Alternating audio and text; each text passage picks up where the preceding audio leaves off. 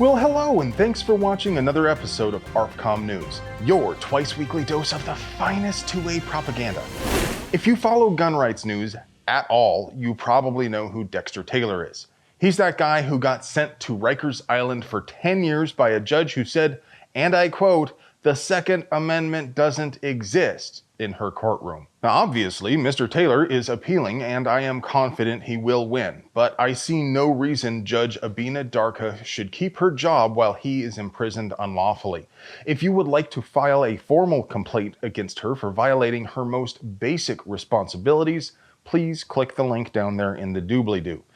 She's supposed to impartially apply the law, and the Constitution is the highest law in the land. It exists in every courtroom. Can I get an amen? So say we all. The lion, the witch, and the audacity of this. But it would be impossible for us to produce quality two-way propaganda without sponsors, so let's pay some bills. Hey party people, Franklin Armory's binary firing system gives you double the pleasure for triple the fun. With Franklin's patented binary trigger, you get 2 shots with your semi-automatic cycle instead of just 1. It's available for ARs, AKs, and lots of other popular rifles and PCCs. They even have models for Glocks. Want reduced split times and tighter groups? With a Franklin Armory binary firing system, you can improve these important shooting metrics and more. Visit franklinarmory.com and gain the selectable option to fire on both the pull and release trigger functions of your semi-automatic firearm today. And by TNVC.com. They just got a small batch of refurbished, unfilmed white phosphor dual tubes made by L3. The Anvis Sportsman has a hot mount which delivers power from an external pack and automatically turns off and on as you raise and lower the goggles. They have a minimum figure of merit of $23.76, and they are in stock and ready to ship for $6,900.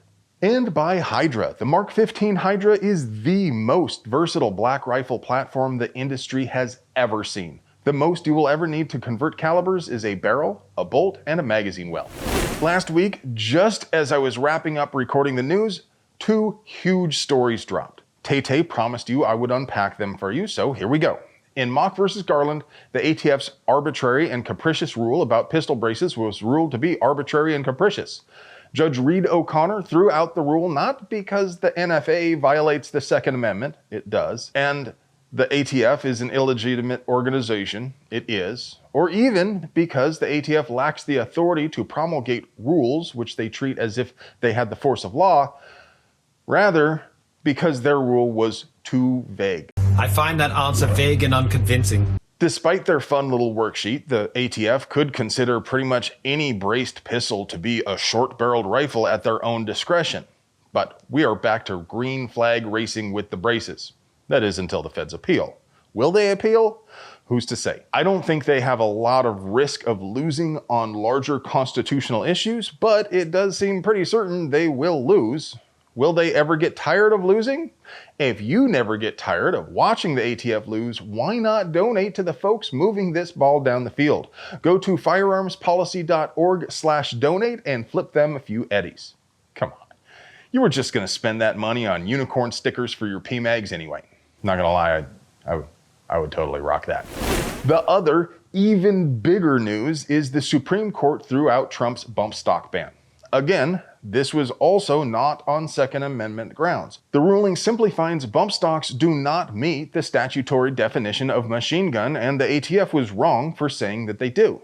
Some folks are pointing out Sotomayor weakened any defense for assault weapons bans by saying ARs are common in her dissent, as in common use. But I'd like to remind you, court cases usually don't hinge on what judges say in their dissenting opinions. Of course, this also means the court isn't having any sort of nonsense from the ATF on forced reset triggers, binary triggers, or super safeties. The court is standing firm on the plain language in the statutory definition of a machine gun, which hinges on the phrase single function of the trigger. But this ruling will not have any impact on state bans. So if you're not doing anything too important right now, please consider giving Florida Governor Ron DeSantis a call right now at 850-717-9337 and tell him to repeal Florida's ban on bump stocks. Some local Arkansas prosecutor has declared the ATF hit squad that killed Bryan Malinowski was justified. Although there is no body cam to corroborate the hit squad's story, the prosecutor did review a local police chief's dash cam to establish a timeline. At 6:02 a.m. and 59 seconds, the hit squad started knocking and announcing ATF. 28 seconds later, they busted Malinowski's door in. They claim he fired 4 rounds at them with a 1911 and 1 round hit an agent in the foot. While it wouldn't shock me in the least to find out the hit squad is just straight up lying about any of the particulars, I think this story does sound believable. After all, that's what they came there to do, and that's why they use the tactics they do. If they weren't hoping to instigate a situation where they could kill, then why would they cut the power, cover his camera, and wait just long enough for a guy to grab a gun and go check out what's happening? Remember, just because they hollered doesn't mean he actually heard them. And honestly, if he did know it was the ATF, are we really supposed to believe he planned to take on a militarized death squad using a small handgun with a half-dozen rounds in it?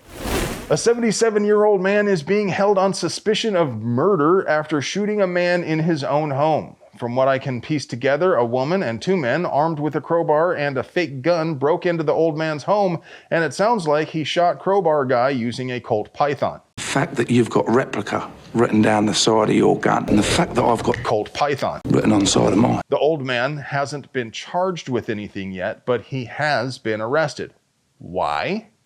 Because he's unfortunate enough to live in Oakland. The local news station took a moment to show off their total lack of ethics by prompting their legal analyst to speculate about how the 77-year-old might possibly have chased the people threatening him with deadly weapons, or that he shot them in the back.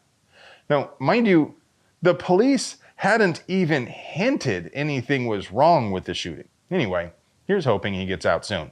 And now, for your moment of zen. He's going westbound. Oh, yeah. Westbound. That's Oh, yeah. Hey, friends, do you like pews and other pew-related things? Do you want to help us keep delivering you pure, uncut American pew-paganda at the low, low price of free fitty? We literally couldn't pay the bills without our sponsors, so do us a solid and get yourself something nice from them. You deserve it. I love you.